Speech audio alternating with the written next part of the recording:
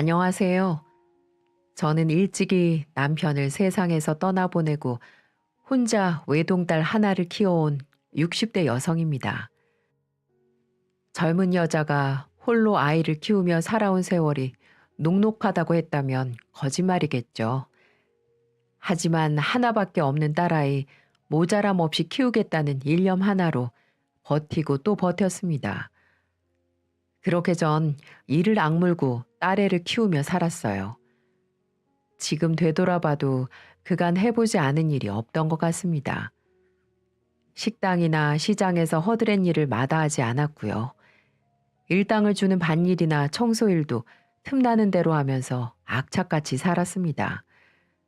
그 덕택에 애가 중학교에 갈 무렵에는 작은 분식점 자리를 하나 얻어서 지금껏 장사를 하며 살 수 있었죠. 살가운 남편에게 사랑을 많이 받아보지 못하고 떠나보낸 박복한 인생이었지만 그래도 우리 딸에는 구김없이 잘 자라주었습니다. 그 사실 하나만으로도 제 지난한 인생이 모두 보상받는 것 같았어요. 부모한테 자식이 잘 되는 것보다 더 좋은 게 있겠습니까? 일찍이 철이 들어버린 우리 딸아이는 누구보다도 제 엄마 생각하고 투정 한번 부리지 않을 만큼 착한 자식이었습니다. 어려운 형편인데도 불평 없이 제 할 일 다 하고 가게 일까지 제 일처럼 돕는 천사 같은 우리 딸. 그런 귀한 제 자식에게 그런 엄청난 불행이 닥칠 줄 누가 알았겠습니까? 그 일만 생각하면 너무나 원통하고 분해서 아직도 심장이 터질 것만 같답니다. 지금부터 우리 착한 딸을 덮쳤던 그 악몽 같은 사연을 꺼내보려고 합니다. 엄마, 나 이번 학기 휴학했어요. 뭐? 휴학을 했다고? 갑자기 왜? 생각도 좀 정리할 겸 사회생활도 경험해 보려고요. 너 혹시 등록금이 없어서 그런 거니? 엄마가 어떻게든 마련해 볼 테니까 그런 거라면 걱정하지 말고. 아니에요, 엄마. 등록금이야 내가 알아서 하면 돼. 진짜야. 나 잠깐 쉬고 싶어서 그래요. 말은 그렇게 하지만 등록금이 모자라서 휴학과 복학을 반복하는 걸 제가 왜 모르겠어요. 딸애는 4년 동안 대학을 다니면서 저한테 등록금 달라는 소리를 단 한 번도 한 적이 없었죠. 과외든 서빙이든 자기가 스스로 등록금을 벌어서 학교를 다녔습니다. 분식집을 하는 엄마에게 부담 주지 않으려는 그 마음이 얼마나 기특하고 갸륵합니까? 저도 그런 아이에게 등록금 정도는 척척 대주고 싶었죠. 하지만 궁핍한 살림에 발목이 잡혀서 그럴 수가 없었지만은요. 가난한 엄마 자식으로 태어난 죄로 남들은 4년 다니고 마치는 대학을 7년이나 다녀야 했어요. 그래서 남들보다 취업도 늦게 했고 연애 한 번 제대로 한 적이 없었죠. 그래도 우리 애는 부족한 엄마를 탓한 적이 단 한 번도 없었습니다. 제가 죄스럽다는 말을 할라치면 오히려 제게 엄마도 힘들었을 텐데 끝까지 자기를 키워줘서 고맙다고 말하는 예쁜 아이였습니다. 회사를 다니면서도 월급의 대부분을 제게 맡길 정도로 저를 끔찍히 생각하는 딸이었죠. 과장되게 들릴지는 모르겠지만 딸에는 제겐 이 세상의 전부였고 제 목숨과도 바꿀 수 있을 만큼 소중한 존재였습니다. 그러던 어느 날 옆가게 슈퍼마켓 사장님이 제게 이런 말을 넌지시 하더군요. 그댁 따님 요새 연애하나 봐요? 네? 그게 무슨 말씀이세요? 엊그제 웬 남자가 차에서 내리는 걸 내가 봤거든. 남자가 아주 키도 훤칠하고 탤런트처럼 잘생겼더만. 그리고 차가 아주 고급지더라고요. 에휴, 아닐 거예요. 걔가 남자 만난다고 하면 정말 좋게요. 연애에는 영 관심이 없는 애라서 누구 아는 사람 차 한 번 얻어탄 모양이죠. 그렇게 말은 했지만 저는 내심 기대를 했습니다. 저렇게 고생만 하지 말고 자기 아껴주는 남자 만나서 행복한 가정을 꾸리면 얼마나 좋겠습니까? 그래서 저는 설레는 마음으로 집으로 가 딸에게 조심스럽게 물었습니다. 희영아, 너 혹시 누구 만나는 사람 있니? 어? 갑자기 그건 왜 물어요? 옆에 가게 사장님이 남자랑 함께 있는 너를 봤다고 하던걸. 정말 그런 거야? 너 정말 남자가 생긴 거니? 어, 사실은 호감 갖고 보는 사람이 있기는 해요. 그래? 그게 정말이야? 아유, 잘 됐다. 잘 됐어. 나는 우리 예쁜 딸이 평생 혼자 살까 봐 걱정했는데. 그래, 어떤 남자니? 엄마한테 좀 알려주면 안 돼? 그냥 회사에서 만난 사람인데 나 많이 아껴주고 챙겨줘요. 그래? 그런 사람이면 됐다. 남자는 모름지기 자기 여자 챙길 줄 알아야 해. 어디 잘 한번 만나봐. 그리고 본격적으로 마음이 있으면 이 엄마한테도 소개시켜주고. 네, 알았어요. 딸애는 부끄러운지 말끝을 흐리더라고요. 저는 진심으로 우리 딸의 연애를 축하했습니다. 딸의 또래면 한창 남자들 만나면서 연애를 할 나이인데 여태껏 한 번도 남자를 만나지 못한다는 게 말이 되나요? 적어도 남들 해본 건 해보면서 살아야죠. 이제는 좁은 제품을 떠나 자기 인생 꾸려 가야 하지 않겠습니까? 누구보다도 아끼는 존재이기에 저는 딸의 행복한 인생을 간절히 응원했습니다. 그렇게 며칠이 지나고 딸애가 머쓱한 표정으로 이렇게 말을 하는 겁니다. 엄마, 이번 주에 밥 한번 먹어요. 밥? 외식하자고? 네, 남자친구 소개시켜 드리려고요. 어? 그게 정말이야? 네, 엄마 제가 만나는 사람 궁금해 했잖아요. 남자친구한테도 말해뒀어요. 그래, 이거 너무 기대가 되는걸? 대체 우리 희영이 마음을 뺏은 사람이 누굴까? 아이 참 엄마도 너무 기대는 하지 마시고요. 그러다가 실망하는 법이니까. 아무튼 그날 시간 비워 넣으세요, 엄마. 드디어 제게도 딸의 애인을 만날 수 있는 날이 왔습니다. 정말 너무 기대가 되더군요. 이제야 우리 애도 자기 행복을 꿈꿀 수 있겠다는 생각에 가슴까지 벅차올랐죠. 먼저 간 남편이 이 사실을 알면 무척이나 기뻐했을 겁니다. 약속된 날이 다가올수록 제 가슴이 마구 뛰는 거예요. 마치 제가 수줍은 소녀가 된 것처럼 콩닥콩닥 뛰는데 제 심장을 달래느라 무척이나 애를 썼던 것 같네요.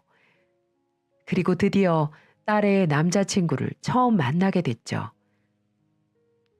안녕하세요, 어머니. 처음 뵙겠습니다. 장광현이라고 합니다.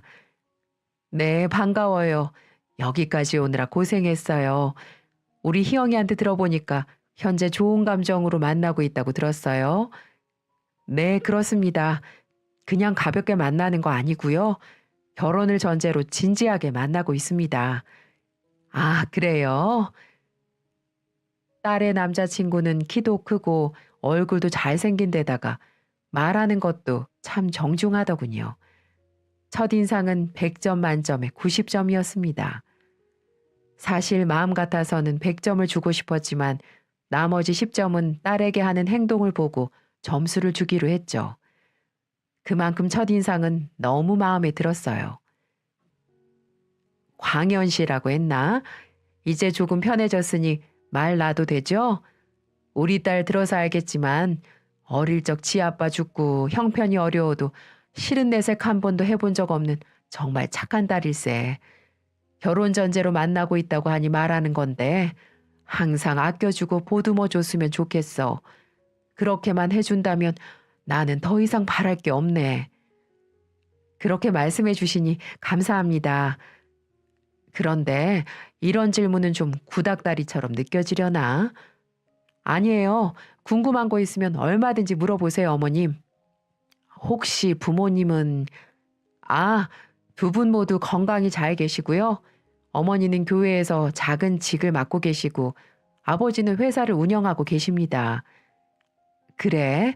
아버님이 회사를 운영하신다고? 그 말을 듣고 나니 마음에 살짝 걸리는 겁니다. 우리 집 형편이 워낙 변변치 않으니까 남자 쪽 집안이 너무 차이가 나면 좀 그렇잖아요. 그래서 전 좀 선입견 비스무리한 감정이 든 것이었죠. 네, 어머니. 실은 희영이가 근무하는 회사가 바로 저희 아버지가 운영하고 계시는 회사입니다. 저도 그 회사에서 재직하고 있고요. 뭐라고? 딸애는 자동차 부품을 제조하는 중견기업에 다니고 있었거든요. 대기업은 아니어도 꽤 이름이 있는 회사였어요. 그러니까 딸애가 만난다는 남자가 그 회사의 아들이고 아버님은 대표라는 말이었습니다. 그 순간 뒤통수가 띵하게 울리면서 어리둥절하더군요. 솔직히 말문이 턱 막혀서 어떻게 반응을 해야 할지 당최 모르겠는 겁니다. 그런 큰 회사의 아들이 분식집 딸과 만난다뇨. 무슨 드라마에서나 나올 법한 일이 저와 제 딸에게 벌어진 겁니다. 저는 멋쩍어하는 딸애를 보며 눈으로 말했어요. 대체 이게 어떻게 된 거냐? 이 남자가 하는 말이 사실이냐? 네가 분식집 딸이라는 걸 알고 있는 거냐? 라고요. 그런데 딸의 남자친구가 놀라는 제게 이렇게 말을 하는 겁니다. 어머니, 혹시 부담스럽게 받아들이셨다면 절대 그럴 필요 없습니다. 희영이가 힘들게 성장했던 것도 잘 알고 아버님이 일찍 돌아가셨다는 사실도 알고 있어요. 하지만 전 남녀가 만나는데 조건 같은 거 필요 없다고 생각합니다. 중요한 건 서로에 대한 마음이죠. 저희 부모님께서도 사람 하나만 보는 분들이세요. 그러니까 너무 걱정하지 않으셔도 될 것 같습니다. 뭐라고? 하지만 그런 말이 제 귀에 들어올 리가 없죠. 저희 집이 너무 형편이 없어서 집안 차이가 나지 않을 순 없다는 건 인정합니다. 하지만 차이도 어느 정도 차이가 나야 말이죠. 손바닥만한 분식집을 운영하는 제가 중소기업을 운영하는 사람들과 사돈을 맺는다고 생각하니까 아찔한 겁니다. 아무리 그런 분들이 아니라곤 하지만 만약 딸애가 그 집 식구가 된다면 은근히 눈칫밥도 먹을 게 뻔히 보입니다. 딸애가 처음으로 데리고 온 남자가 이렇게 어마어마한 집안의 자식이라니 입안이 바싹바싹 마르더군요. 딸의 남자친구를 만나고 돌아오는 길에 저는 진지하게 물어보았죠. 희영아, 정말 그 남자가 네가 다니는 회사 사장이니? 맞아, 엄마. 그 사람도 밑바닥 직원부터 일하다가 얼마 전에 승진해서 사장 타이틀 달았어요. 아유, 그래? 근데 직원이 30명이나 있다고 하면 그래도 작은 회사는 아닌 것 같은데. 그렇지. 근데 그렇다고 그리 큰 회사도 아니에요. 그러니까 너무 주눅들 필요 없어. 그리고 저는 그 사람 배경보다 사람이 좋아서 만나는 거니까 걱정하지 마세요. 엄마 딸, 집에서는 엄마한테 아양 떠는 딸이어도 밖에서는 똑 부러진다는 소리 많이 듣고 살고 있으니까 걱정 같은 거 하지 않아도 돼요. 그렇다면야 엄마 마음은 편하긴 한데. 근데 있잖아. 그 시댁 어른들은 널 마음에 드신다고 할까? 아니, 엄마는 다른 게 아니고 집안 차이가 너무 나니까 네가 괜히 주눅 들어서 지낼까 봐 걱정이 돼서 그렇지. 저도 처음엔 그렇게 생각했어요. 근데 회사에서 자주 보니까 저를 얼마나 이뻐해 주시는데요. 예비 아버님, 어머님 두 분 다 너무 좋으세요. 저를 얼마나 반기던지 정말 민망할 정도였다니까요. 그러니까 엄마, 그런 건 너무 걱정하지 않아도 될 것 같아요. 엄마도 집안 같은 거 생각하지 말고 그 사람 자체만 봐줬으면 좋겠어요. 딸애가 딱 부러지게 말을 하니까 저도 할 말이 없더라고요. 부잣집이라고 모두 사람을 그렇게 판단하는 건 아닐 텐데 제가 너무 편견을 갖고 있는 걸지도 모른다고 생각했죠. 그래, 나야 우리 딸이 좋은 집안에 시집 간다면 너무 좋지. 그런 분들이 아니라니까 다행이네. 알았어. 어차피 지금은 사귀는 단계니까 급하게 생각하지 말고 차분하게 만나봐. 네, 알았어요, 엄마. 그래도 딸애가 웃는 모습이 좋았습니다. 자신을 아껴주고 사랑해주는 사람을 만났다는 게 제일 중요한 거겠죠. 부잣집이든 가난한 집이든 말입니다. 그렇게 두 사람의 교제를 허락하고 몇 달쯤 흘렀을까요? 그 뒤로도 전 딸의 남자친구와 몇 번 식사를 함께 했죠. 보면 볼수록 사람이 괜찮았습니다. 부잣집 도련님이라서 막돼 먹은 행동을 하거나 사람을 위아래로 두는 품성은 아닌 것 같았어요. 딸애가 그 사람에게 마음을 준 것이 부잣집이어서가 아니라는 걸 저도 알 수 있었습니다. 그리고 두 사람은 제게 결혼을 하겠다고 선언을 했고 상견례 겸 양가 부모님을 모시고 싶다고 말하더군요. 딸의 결혼이 제 생각보다는 빨리 진행되는 것 같아 살짝 아쉬웠지만 그래도 좋은 남자, 좋은 시부모님을 만난다면 제 마음 같은 게 뭐가 중요하겠습니까? 전 기쁜 마음으로 상견례에 참석했습니다. 처음 만나 뵌 예비 사돈분들은 딸의 말처럼 참 좋아 보였습니다. 특히 안사돈께서는 너무나 살갑고 다정하기 그지없었죠. 희영이를 참 어렵게 키우셨단 말씀 들었습니다. 저 같으면 도저히 해내지 못했을 겁니다. 정말 아이를 훌륭하게 잘 키우셨어요, 사부인. 아유, 별 말씀을요. 뭐 하나 제대로 해준 게 없는데요. 희영이는 혼자 큰 것이나 다름없어요. 그래서 여러모로 부족한 게 참 많습니다. 부디 어여쁘게 봐주시길 부탁드립니다. 아니에요.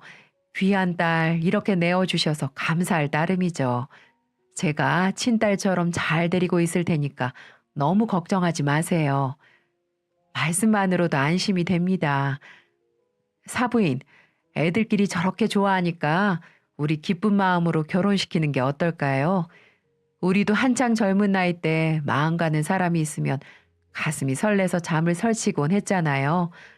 전 그 설렘을 아이들이 오래도록 간직했으면 좋겠어요. 말씀도 참 고상하게 하고 행동 하나하나에 기품이 넘치더라고요. 제 걱정이 무색하게 느껴지리만큼 인품이 올곧은 분이셨습니다. 결혼 준비는 전부 알아서 할 테니 아무 걱정하지 말라는 말씀까지 하시며 딸을 맡겨달라 간곡히 청하더군요. 이런 집안에 우리 딸이 식구가 된다는 게 믿어지지가 않았습니다. 저는 마다할 이유가 없었죠. 결혼 날짜가 잡히고 딸애와 예비 사위는 결혼 준비에 여념이 없었습니다. 그런데 결혼식을 성대하게 치르길 원할 줄 알았던 사돈댁에서 오히려 식구들끼리 작게 치르자고 하는 겁니다. 기업 회장님 아들의 결혼식을 소박하게 치른다는 게 가당키나 할까 의심했는데 가만히 생각을 해보니까 오히려 저를 배려하기 위해서 그런 거라는 생각이 들더군요. 사돈의 세심한 사료에 감사할 따름이었습니다. 사부인, 제가 교회에서 작은 일을 맡아 하고 있어요. 그곳에서 가족들끼리 조용히 치르는 게 좋겠습니다. 아유, 그래도 괜찮을까요? 애들 잘 사는 게 중요하죠. 겉만 화려하면 뭐에 쓰겠어요? 저희는 아무래도 괜찮으니까 사부인께서는 아무 걱정하지 마세요. 사부인께서 이렇게 여러모로 신경을 써주시니까 제가 몸둘 바를 모르겠습니다. 아닙니다, 사부인. 아, 그리고 애들은 당분간 본가에서 지내기로 했어요. 집도 넓고 제가 이래저래 가르칠 것도 좀 있고요. 제가 좀 데리고 살다가 적당한 데 분가시키겠습니다. 혹시 제가 희영이 시집살이 시킬까봐 걱정하시는 건 아니죠? 아이고, 사부인 별 말씀을요. 희영이가 배울 게 참 많을 겁니다. 많이 가르쳐 주세요. 애들 혼수부터 제 한복까지 사부인께서 하나하나 세심하게 신경을 써주신 덕에 저는 정말 아무것도 하지 않았어요. 아니, 제가 혼수라도 해주고 싶어 그것만이라도 맡겨달라고 해도 결코 사돈들은 손사래를 치더라고요. 귀한 딸 보내준 것만으로도 감사하다면서 정말 아무것도 못하게 했습니다. 딸 출가시키는데 이 정도로 아무것도 하지 않은 엄마는 아마 대한민국에 저밖에 없을 겁니다. 솔직히 역시 있는 집안은 다르구나 라는 생각이 확 들더라고요.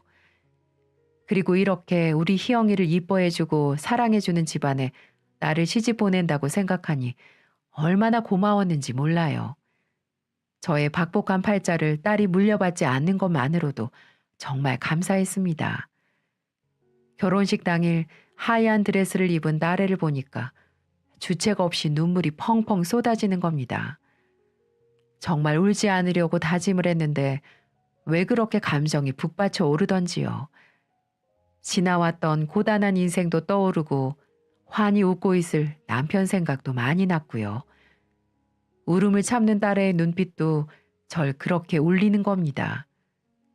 제가 저렇게 예쁜 드레스를 입고 남편의 팔짱을 꼈을 때가 얼마 되지 않은 것 같은데 말입니다. 쉼없이 흐르며 굽이치는 강물처럼 이런 게 바로 인생이겠죠. 그래도 한편으로는 딸애가 가정을 꾸리고 행복하게 살 수 있다는 게 무척 뿌듯했습니다. 이젠 그런 애들을 곁에서 지켜보며 조용히 응원해주는 게 제 역할이겠죠. 전 그렇게 생각하며 딸의 인생을 축복했습니다.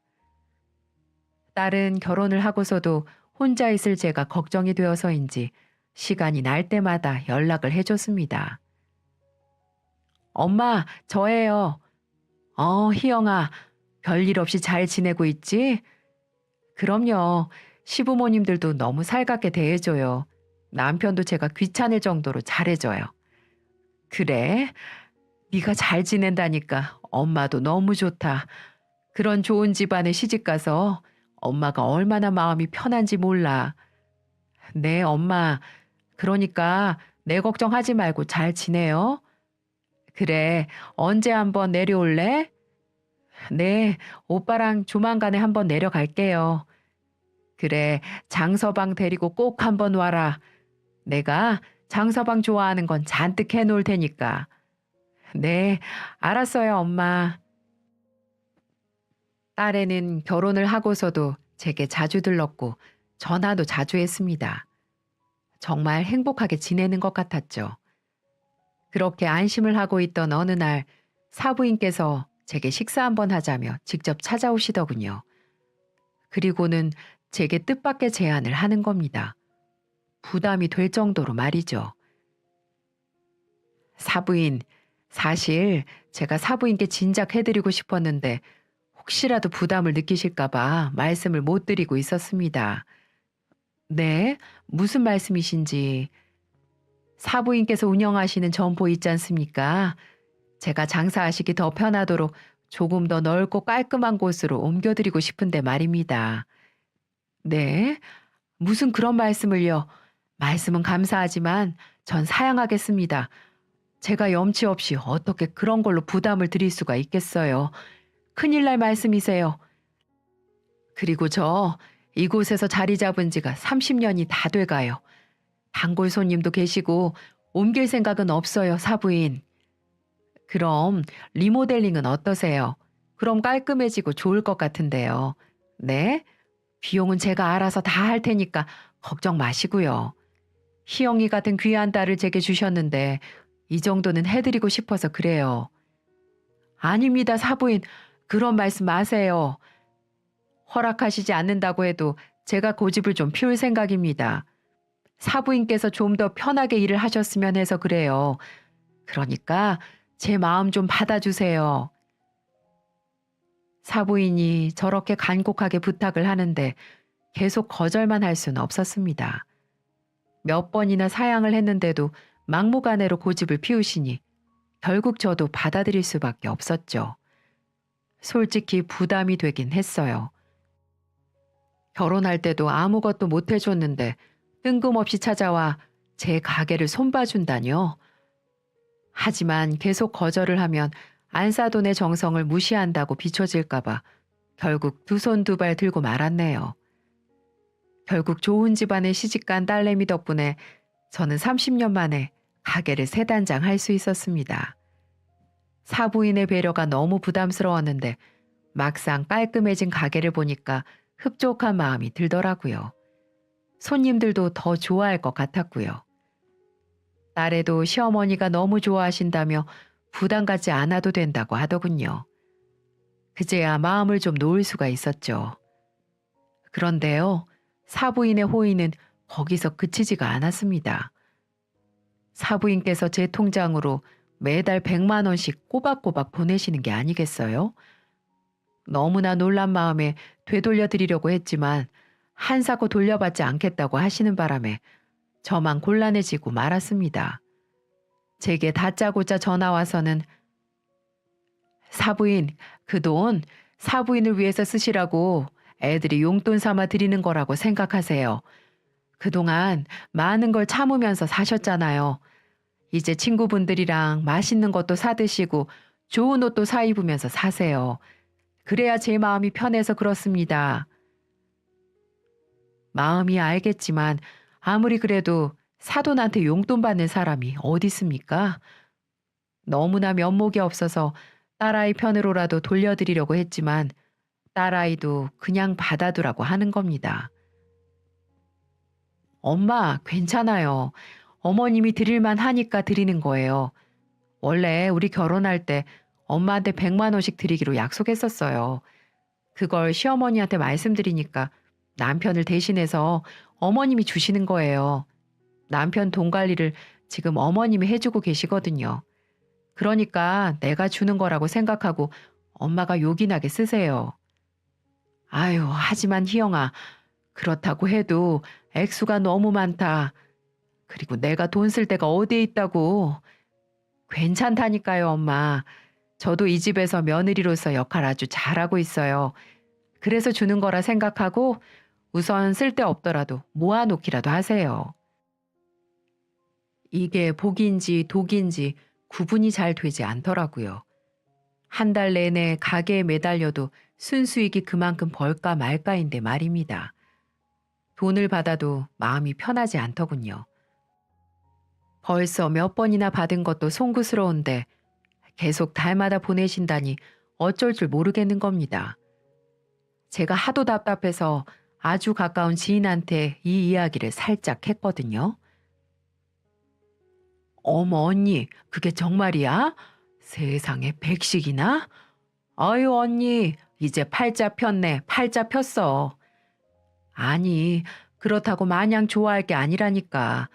면목 없게실이 사돈한테 매번 용돈을 받니? 이렇게 큰 돈을. 사위를 대신해서 주는 거라지만 나는 마음이 영 불편하고 싫다. 그런데 내가 아무리 보내지 말라고 말씀을 드려도 자꾸 이렇게 보내시니까 이 일을 어쩌니. 아유, 그런 소리 마. 그런 집안이야 돈이 썩어나는데 며느리 얼굴 봐서 힘들게 사는 사부인 좀 도와주겠다는데 뭐 어때? 그냥 감사하다고 생각하고 그냥 넣어도. 내가 좀 찾아보니까 희영이 시아버지 회사가 요즘 급성장하는 회사던데. 하여간 언니는 딸 자식 잘 둔 덕분에 말년복이 터지네 터져. 아유, 내가 쪽팔려서 언니한테 말 안 하려고 했는데 우리 딸은 지금 취업도 못한 백수놈 만나고 있어. 얼마나 내가 속 터지는 줄 알아? 그러니까 언니는 복 받았다고 생각하고 좋게 생각해. 사부인 교회도 다닌다면서. 그럼 인성도 최고일 거 아니야. 언니도 교회 집사님이니까 코드도 잘 맞고 좋겠구만 뭘. 별걸 다 걱정하네. 친한 동생은 제 마음을 아는지 모르는지 복에 겨운 소리 하지 말라고 오히려 저를 나무라더군요. 정말 그 말이 맞는 걸까요? 사돈댁에서 가게 리모델링을 해준 것도 모자라 매번 돈을 보내오는데 정말 눈 딱 감고 받아도 되는 게 맞는지 저는 묵은 채증이 얹힌 것처럼 영 깨름칙했죠. 그래도 하는 수가 없습니다. 돈 보내오는 사람을 제가 막을 수도 없는 노릇이고 일단은 돈을 쓰지 않고 가만히 내버려뒀죠. 언제 적당한 때가 되면 돌려드려야겠다는 생각을 했습니다. 그렇게 시간이 지났고 언제부턴가 딸의 얼굴 본 지가 몇 달이 됐다는 생각이 들더군요. 연락은 간혹 오는데 어느 날부터 집에 들르는 일이 좀 드문 겁니다. 아무리 시어른들이 잘해주신다곤 하지만 시댁살이가 어디 쉬울까요? 아무래도 친정 다녀온다는 말이 쉽게 떨어지진 않을 겁니다. 그러고 보니 띄엄띄엄 오는 전화통에서도 딸의 목소리가 좀 어두웠다는 생각이 들었어요. 혹시 시집살이가 너무 힘든 게 아닐까요? 아니면 제 남편이랑 다투기라도 한 걸까요? 어디 몸이 아프기라도 한 건 아닌지 걱정이 앞섰습니다. 그래서 어느 날 딸아이 목소리가 듣고 싶어 전화를 걸었어요. 여보세요? 희영이니? 엄마다. 네, 엄마. 어쩐 일이세요? 아니, 다른 게 아니라 요새 네 얼굴을 통 못 봤지 않니? 혹시 무슨 일이라도 있나 싶어서. 요즘 무슨 일 있는 거 아니지? 요즘 엄마 꿈자리도 안 좋고 기분이 이상해서 말이야. 별일 없어요. 걱정 마세요. 요즘 일이 좀 바빠서 연락 못 드렸어요. 제가 좀 한가해지면 언제 한번 집에 들를게요. 아, 그랬니? 알겠다, 그래. 무슨 힘든 일 있으면 엄마한테 언제든지 전화하고. 엄마는 우리 딸밖에 없는 거 알지? 그렇게 말을 하고 전화를 끊었지만 딸아이의 목소리가 영 좋지를 않습니다. 30년 가까이 제가 키운 아이인데 그거 하나 모를까요? 전화도 빨리 끊으려고 하고 꼭 무슨 일이 있는 사람처럼 보였어요. 저는 그럴 때마다 걱정이 돼서 새벽마다 교회에 나가 딸을 위해 기도를 했습니다. 제발 제 딸이 아무 일 없이 행복하게 잘 살게 해달라고 매일같이 기도를 했어요. 그런데도 제 불안한 마음은 가시지가 않았습니다. 그래서 결국 전 딸아이의 목소리가 마음에 걸려서 전 딸의 얼굴을 직접 보러 가야겠다고 결심했습니다. 딸아이에게 줄 반찬을 잔뜩 만들어서 양손 가득히 들고는 고속버스를 탔죠. 제가 간다고 하면 분명 오지 못하게 할 게 뻔했습니다. 사돈댁 근처에 가서 전화를 할 생각이었어요. 잠깐이라도 얼굴을 봐야 안심이 될 것 같았거든요. 한번 초대를 받아 간 적이 있어서 사돈댁의 위치는 잘 알고 있었습니다. 제가 젊었을 적에 자주 다녔던 지역이기도 했고요. 막상 큰 단독주택에 사는 사돈댁에 도착을 하니 좀 망설여지더라고요. 괜히 사돈들 심기를 불편하게 만드는 건 아닌지 걱정도 됐고요. 제가 대문 앞에서 서성이고 있는데 누군가 그 댁에서 문을 열고 나오는 게 아니겠어요? 딱 보니까 그 댁에서 일을 도우는 아주머니셨죠. 아주머니는 대번에 절 알아보더라고요. 어머, 작은 사모님 어머님 되시죠? 아니 추운데 여긴 왜 이렇게 서 계세요? 혹시 작은 사모님 보러 오셨어요? 아, 네. 혹시 우리 희영이 집에 있나요? 네, 계시긴 한데 설마 연락도 없이 무작정 오신 거예요? 그렇게 됐습니다. 사돈 어른들도 다 계시고요. 아니요, 지금은 작은 사모님만 계세요. 아유, 참, 연락을 좀 하고 오시지. 마침 장 보러 가려던 중인데 일단 따라오세요. 얼른 올라가셔서 작은 사모님 좀 만나보세요. 가사도우미 아주머니가 혀를 끌끌 차면서 대문을 열어주는데 왠지 등골이 싸늘해지는 겁니다. 아주머니의 표정에서 뭔가 잘못됐다는 걸 느낀 거죠. 저는 현관문을 열고 우리 딸애를 찾았습니다. 희영아, 엄마다. 엄마, 연락도 없이 웬일이야. 갑자기 불쑥 찾아오면 어떡해. 1년 만에 전 딸의 모습을 보고 소스라치게 놀라고 말았습니다. 제가 눈으로 보고 있는 사람이 제 딸이 맞는지 의심이 들었습니다. 헝클어진 머리, 퀭한 두 눈, 그리고 피죽도 못 얻어먹은 사람처럼 말라 비틀어진 몸. 제가 알던 딸이 아니었지만 또 틀림없는 제 딸이었습니다. 애가 얼마나 힘이 없는지 거실에서 주방으로 가는 길인데도 엉금엉금 기고 있는 겁니다. 너무나 충격적인 딸의 모습에 전 그 자리에서 얼어붙어 버렸습니다. 희영아, 대체 그게 무슨 꼴이냐? 너 어디 아프니? 얼굴이 왜 이렇게 상했어? 몸은 또 왜 이렇게 말랐고? 무슨 일이야? 어? 빨리 말해봐. 엄마. 딸애는 제 품에 안겨 울음을 터뜨렸습니다. 통곡을 하는 게 분명한데도 기운이 없어서인지 울음소리가 갑갑하게 막혀서 터지지도 않는 겁니다. 딸의 충격적인 모습에 전 혼이 다 달아나는 것 같은 기분이었어요. 희영아, 대체 왜 이런 거야? 왜 이렇게 된 거냐고. 사실은 엄마 저 너무 힘들어요. 배가 너무 고파요. 뭐라고? 그게 무슨 소리야? 배가 고프다니. 왜? 네가 밥을 못 먹어? 도대체 애가 무슨 소리를 하는지 모르겠습니다. 시어머니가 밥을 주지 않는다뇨. 종살이를 하는 것도 아닌데 시어머니가 밥을 왜 안 줍니까? 아니, 설령 밥을 주지 않는다 한들 다 큰 성인이 왜 그걸 참고 있었을까요? 장서방은요? 시아버지는요? 머릿속이 너무나 혼란스러웠습니다.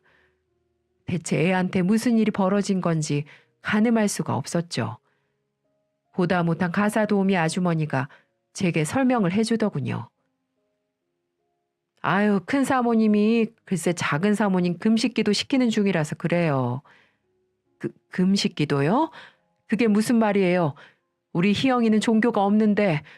아니, 그리고 무슨 금식기도를 2주씩이나 해요? 사람 죽어나가게요? 예, 그러게 말입니다. 그런데도 큰 사모님이 강요를 하니까 작은 사모님이 받아들일 수밖에 없는 거죠. 아유, 강요라고요? 긴 한숨으로 시작된 아주머니의 설명은 너무나 경악스러웠습니다. 딸의 말처럼 사부인은 딸애에게 금식 기도를 강요하고 있었답니다. 딸애에게 애가 들어서지 않는다는 이유에서였다는데요. 마귀에게 쓰였기 때문에 임신을 하지 못한다는 겁니다. 그래서 금식 기도를 통해 마귀를 쫓아내야 한다고 강요를 한다는 거예요. 2주 동안 방 안에 감금하다시피 갇혀서 물만 마시며 기도만 해야 하고 금식 기도가 끝나면 2주 동안 쉬었다가 또다시 금식 기도를 한다는 겁니다. 이런 말도 안 되는 과정을 벌써 몇 달째나 반복하고 있다는 거였죠. 너 미쳤니? 왜 그런 말도 안 되는 일을 시킨다고 가만히 하고 앉아 있어? 얼른 엄마한테 말을 하든가 이 집을 찢어나오든가 해야지. 아니야, 엄마. 시어머니가 이러시는 거 손주 보고 싶어서 그런 거잖아. 그리고 시어머니가 엄마도 잘 보살펴주고 계시고 내가 조금만 견디면 전부 다 잘 되는 거잖아. 딸의 입에서 그런 말이 나오는데 정말 하늘이 무너져 버리는 것 같았습니다. 대체 이게 무슨 일인지, 왜 우리 귀한 딸애한테 이런 일이 벌어진 건지 이해할 수가 없었습니다. 가사도우미 아주머니가 제게 이런 말까지 하는 겁니다. 저기 얼른 작은 사모님 데리고 가세요. 아유, 저도 더 이상 보기가 힘드네요. 이번 2주뿐만 아니라 매달 이러고 있어요. 네? 뭐라고요? 이번이 처음이 아니라고요? 네, 솔직히 작은 사모님도 참 답답하세요. 금식 기도를 싫다고 하면 될 것이지. 혹시라도 해코지라도 당할까봐 아무 말도 못하고 저렇게 당하고만 계시고 저런다고 이 집에서 지켜주는 사람 아무도 없어요. 이 집 권력은 큰 사모님이 다 쥐고 있거든요. 그리고 작은 사모님 남편이란 인간도 회사 일 바쁘다는 핑계로 신경도 써주지도 않고 나 몰라라 하고 있어요. 저렇게 40kg도 안 된 아내를 보고도 괜찮냐, 병원 가보자, 이런 말 한마디 하는 걸 나 본 적이 없다니까요. 그럴 때마다 저도 여기서 종노릇하고 있지만 불쌍해서 죽겠어요. 저도 이참에 이 집 그만둘까 하고 말씀드린 건데 큰 사모님이 뭐 이상한 종교에 빠져서 며느리 죽이려고 들고 있어요. 어서 구출해서 가시는 게 좋으신 겁니다. 나중에 후회하지 마시고요. 정말 기가 막혔습니다.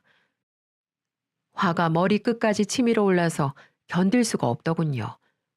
이건 범죄나 다름없는 짓이었죠. 사이비 종교에 빠진 안사도는 애가 들어서지 않는다는 이유로 제 소중한 딸을 무참히 짓밟고 있었습니다. 그렇게 천사의 얼굴을 하고 이런 짓을 벌일 수가 있다니. 그리고 그렇게 믿었던 사위가 아무런 대처를 하지 않은 채 지 엄마에게 모든 걸 일임했다니 저는 경악스러울 정도로 충격을 받고 말았습니다. 전 곧바로 경찰을 불렀어요. 이대로 가만히 두면 도저히 안 되겠더라고요. 제가 경찰을 부르자마자 사부인이 문을 열고 들어서더라고요. 아니 이게 웬 난리야? 어머, 사부인께서 여기까지 어쩐 일이세요? 미용실에 갔다 온 건지 사우나에 갔다 온 건지 뽀사시한 쌍판떼기를 보고 있자니 피가 거꾸로 솟더군요. 전 두 말 않고 그년의 머리채를 휘어잡았습니다. 야 이년아, 네가 내 딸을 저렇게 만들어? 저게 사람 몰골로 보이냐? 딸처럼 잘 보살펴 준다면서 꼴이 이게 뭐냐고. 아, 이거 나요. 애가 임신이 안 되니까 기도하는 거잖아요. 금식기도 시키는 게 얼마나 어려운 일인지는 알고 이러는 거예요? 아, 머리 놓으라니까. 아, 아, 이년이 그게 말이라고? 전 온 힘을 다해 머리를 쥐어 뜯었습니다. 그 난리는 경찰이 오고 나서야 끝날 수가 있었죠. 전 거의 죽을 뻔한 딸애를 구출해서 집으로 돌아갔습니다. 제가 죽을 끓여서 먹였는데 허겁지겁 먹어치우는 나래를 보고 있으니 복장이 터져서 죽을 뻔했습니다. 여러분, 요즘 같은 세상에 이게 말이나 되는 얘기입니까? 임신을 잘 되게 하기 위해서 2주나 금식기도 시킨다는 게 믿어지시나요? 알고 보니 사부인이라는 여자가 다닌다는 교회도 순 사입이었고 나래한테는 자기 말을 듣지 않으면 제게 불행이 닥친다는 둥, 빨리 죽는다는 둥 그런 헛소리로 세뇌를 시킨 모양이더라고요. 자신의 시어머니가 저한테 돈도 보내주고 가게도 새로 해줬다는 사실을 알고 있던 딸애는 그 말을 또 철석같이 믿고 말았고요. 바깥사돈과 장서방은 그런 사실을 전부 알고도 모른 척, 못 본 척하고 있었던 것이었습니다. 정말 억장이 무너집니다. 전 경찰 조사에서 이 모든 걸 전부 말했고요.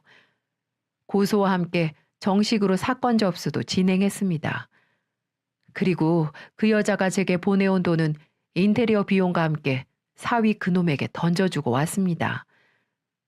나중에 가사도우미 아주머니에게 들은 이야기인데요.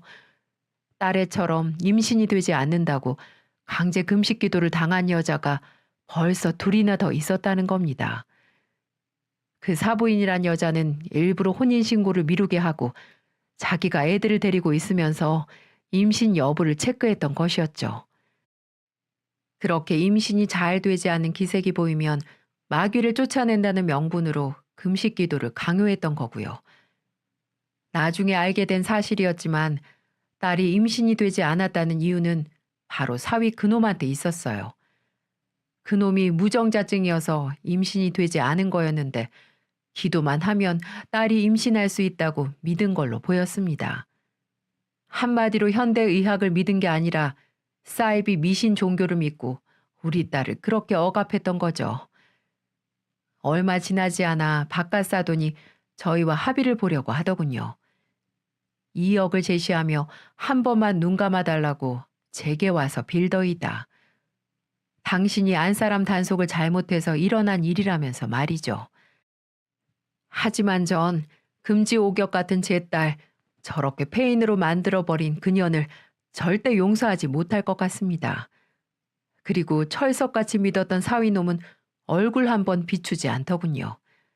연락도 없고요. 어차피 혼인신고도 안 했으니 데리고 꺼지라는 식으로 나오더군요. 그래서 변호사를 선임해 그들의 죄값을 치르기 위해 다방면으로 뛰고 또 뛰었습니다. 다행히도 딸은 그 집에서 생활을 하면서 안사동 그 여자의 억압, 폭행, 폭언 등을 몇 개 증거로 가지고 있더군요. 추가로 경찰서에 그 증거를 제출했습니다. 그리고 저는 법으로 해결하려고 하면 그들은 미꾸라지처럼 피해갈 걸 알고 있었기에 그 여자에게 따로 연락을 했습니다. 그리고 딸이 증거로 모은 녹음본과 영상들을 카톡으로 보내줬어요. 그러면서 당장 와서 내 딸 앞에 무릎 꿇고 사과하지 않는다면 당신이 했던 행동들 인터넷에 다 뿌리고 언론에도 제보하겠다고 협박을 했습니다. 그러자 녹음 영상본이 있다는 사실을 몰랐던 그 여자는 곧장 사위와 달려와서는 딸 앞에서 무릎을 꿇터이다. 사위 그놈도 얼마나 가식적이고 나쁜 놈이던지 자기 회사 이미지 나빠지고 언론에서 집중 포화를 맞을까봐 간이고 쓸개고 다 줄 것처럼 하면서 우리 앞에서 눈물을 보이는 거 있죠? 그 모습을 본 딸이 사위의 뺨을 날려버리더군요. 그렇게 믿었고 사랑했고 사위 하나 믿고 결혼을 했는데 짧은 시간에 사위 행동들을 보고 실망을 많이 했을 테지요. 딸은 분풀이라도 한 듯 사위를 때리면서 오열을 했습니다. 그 모습을 보고 얼마나 제 가슴이 미어지던지 저는 경기를 일으키며 사위에게 달려드는 딸을 막으며 안아주었어요. 우리 딸 진정해. 이 엄마가 있잖아. 이제는 저런 놈 때문에 아파하지 마. 이 엄마가 항상 옆에 있을게. 저는 이렇게 말을 하며 눈물로 딸을 안아주었습니다. 사위와 안 사돈 그 여자는 눈물을 흘리며 저희에게 잘못했다고 용서를 구했고 합의금, 재산 분할, 위자료 등 얼마든지 줄 테니 액수만 말하라고 하더군요. 본인들이 잘못한 건 분명하니까 그만한 대가를 지불해 주겠다면서 말이죠. 네, 맞습니다. 저는 그들이 흘린 눈물이 악어의 눈물이라는 걸 누구보다 잘 알고 있어요.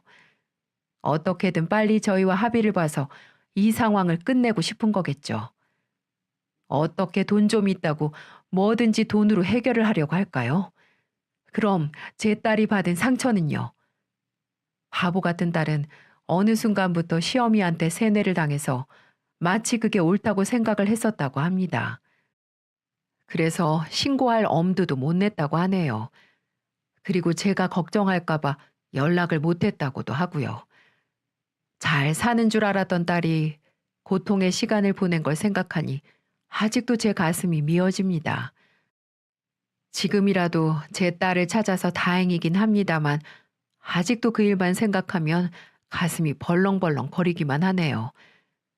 그 일이 있고 벌써 몇 달이 지났네요. 경찰 조사는 집행유예로 끝이 났습니다. 역시 우리나라의 법은 믿을 게 못 되더군요.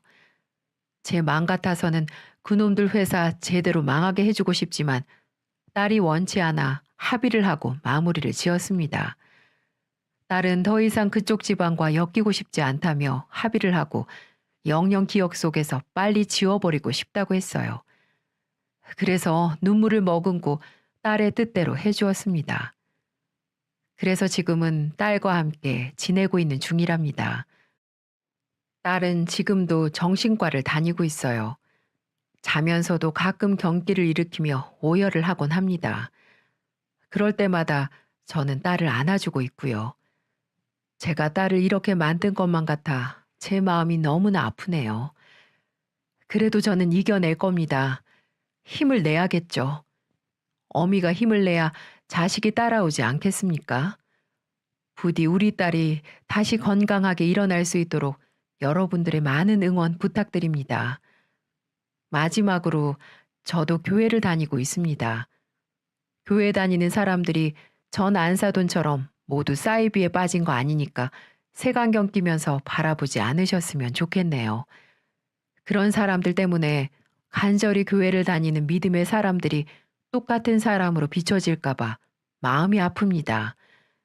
부탁의 말씀드리며 제 사연은 여기서 마치도록 하겠습니다. 앞으로 더 열심히 살도록 하겠습니다. 제 긴 사연 끝까지 들어주셔서 정말 감사합니다.